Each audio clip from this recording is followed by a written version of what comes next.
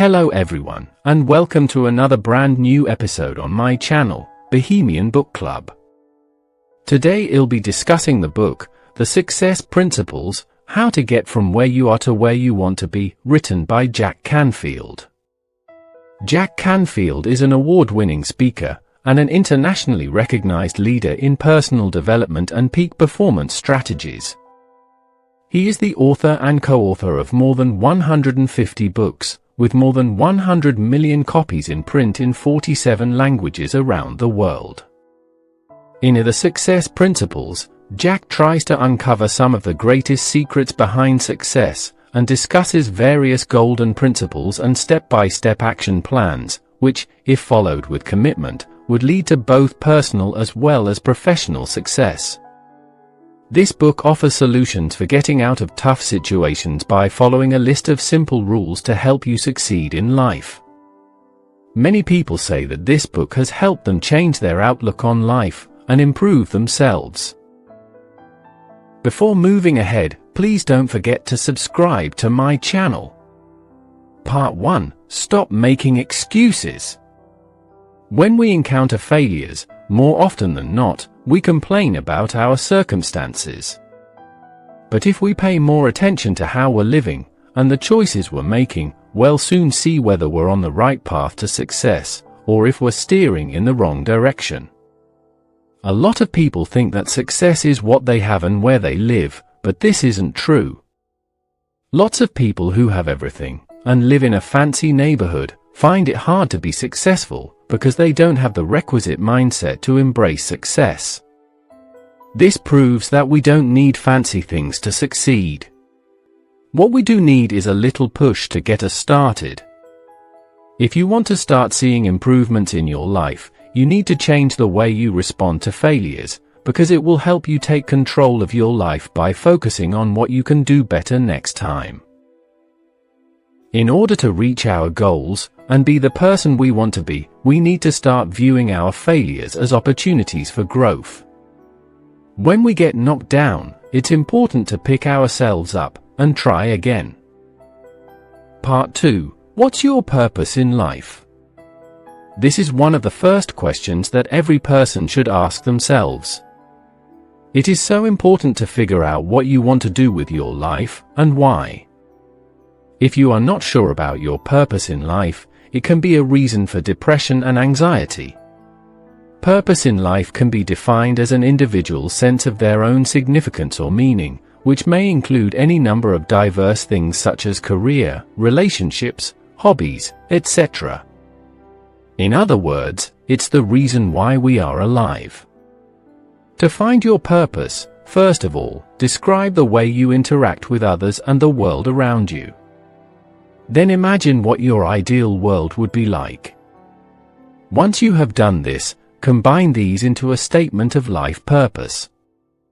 For example, you may think, I have a quiet, thoughtful personality and a knack for connecting with others. I like to lead from the front and tell people what I see as their true purpose. In my ideal world, I am at the head of a public organization that is doing good in the world. So, you could frame your life purpose as, I'm here to share my knowledge and experience with people who are looking for their true purpose in life. My ultimate goal is a world where everyone can find fulfillment in their work and life. Once you've figured out your purpose, the next step is to create a vision or mental image of what your perfect life looks like. However, while envisioning your perfect future, make sure it's rounded in reality. You should ask yourself questions like, what kind of a person do I want to be?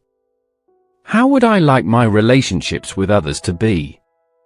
How would I like to spend my time? What are some of my goals and aspirations? What kind of work do I want to do? What are some of the things that make me happy or bring me joy? For example, your vision could be like, the perfect future for me is one where I am not running around all day, trying to make sure that my kids are fed, and that my house is clean. The perfect future for me is one where I can spend time with my family and friends. My perfect job would be in a field where I can use my creativity and have time to think about what I want to do.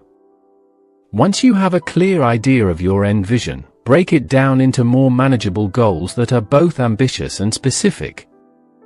What are you looking to achieve, and how much time do you want to set aside for making it happen?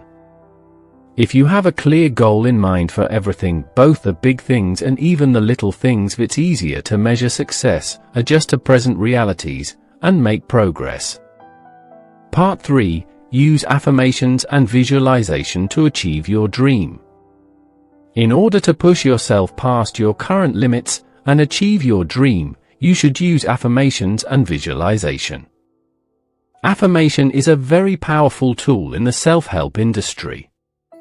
It has been around for centuries, and it is still being used today to help people achieve their goals and perform better. Affirmations are positive statements you say to yourself that are aimed at changing your belief system. They can be used to manifest your dreams in reality, as well as improve your self-esteem, or break a bad habit. The goal of affirmations is to make you feel good about yourself, and help you believe in your own abilities. The best way to do this is by using positive statements that are realistic and believable.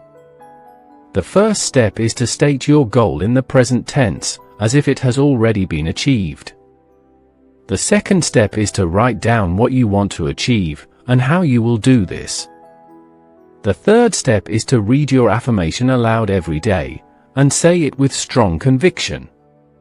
The fourth step is to use visualization techniques, such as imagining yourself achieving your goal, or visualizing the end result. Visualizations are a powerful way to reinforce your affirmations. Visualizations can be anything, from a simple image to a detailed scene. It's important that the visualization is vivid and clear, so it can create an emotional connection with the affirmations. For example, if your affirmation is, "I am confident," you might visualize yourself playing piano beautifully in front of a large audience. If your affirmation is, "I am courageous," you might visualize yourself standing up to someone who is bullying another person. Once you've created the visualization, write down the affirmation, and then connect it to the visualization by writing, "I am underscore underscore underscore underscore underscore because underscore underscore underscore underscore underscore." Part 4. Practice and perseverance are the keys to success. The key to success is persistence. It is a quality that will get you through the tough times and help you succeed in the end. There is no one way to be successful, but here are some qualities that successful people have in common. They set goals for themselves and work hard to reach them. They don't give up when things get tough. Instead, they use their perseverance to push through. They have a positive attitude, no matter what life throws at them. They are always learning and improving themselves by taking on new challenges and working hard at it. The most important thing is that you are passionate about what you do, and that you excel at it. In order to excel in whatever you do, you need to practice a lot. Part 5. Get rid of unfinished business or projects. It is better to focus on completing one project at a time, rather than spreading your attention across many projects at once. This is because it takes more time and effort to complete a project than it does to start one. Half-finished projects are often left unfinished because it can be difficult to find the motivation to complete them. The benefit of completing one project at a time is that you will have a sense of accomplishment, and you will be able to move on to the next project with more enthusiasm, because you already know how satisfying it feels to finish something. Part 6. Believe in yourself. It is important to control your thoughts and not let them control you.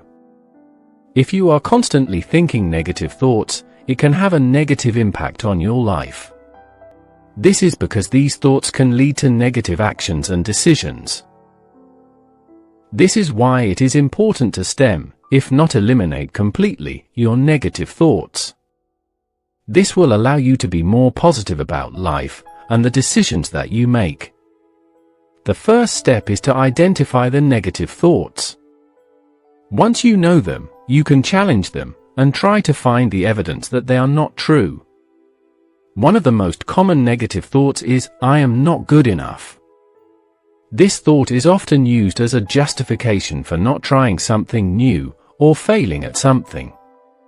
The second step is to replace those negative thoughts with positive ones.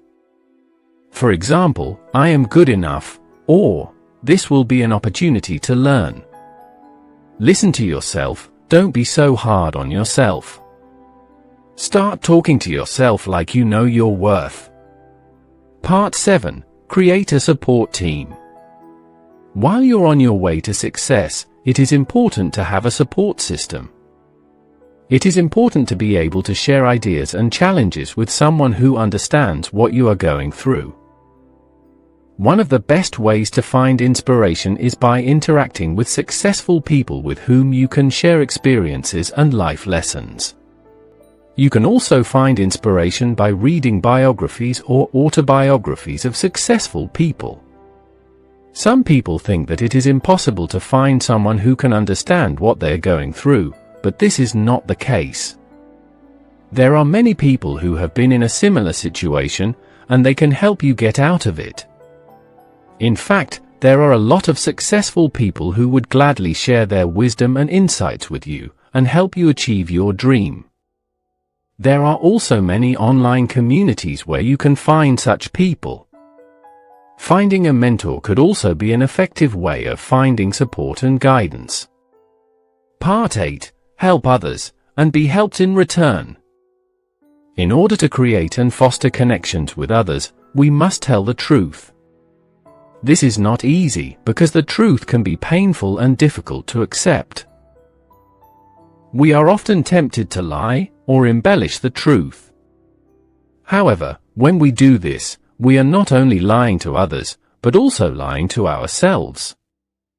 For example, it is important that we get feedback from people in order to improve our work. We should not lie about our work, because this will only lead to more problems down the line. Like honesty, appreciation is often undervalued in relationships. When we're in a relationship, we often focus on what we don't have in a partner. We look for the things that they can't do, rather than the things that they do well. This is not healthy, because it leads to resentment and unhappiness in the relationship. We need to start appreciating our partners for who they are, and what they bring to the table. We can show appreciation for our loved ones by doing things for them from time to time. This could be as simple as cooking dinner for them, or taking care of the kids when they need to work late. Part 9. Being wealthy has nothing to do with having a lot of money. The idea of wealth is changing in our society. It is no longer just about having money, but also about having time, health, and happiness. By definition, wealth is a measure of the amount of what we have. It can be measured by how much money we have, how much land we own, or how many cars and houses we have. But it can also be measured by our knowledge and skills, our relationships with family and friends, or the number of books that we have read. Becoming wealthy in the true sense means becoming a person of substance, one who has an impact on others, who is able to give something back to society. When we help others, it has an effect on our own well-being. We have a sense of purpose that helps us feel like we are contributing something to the world.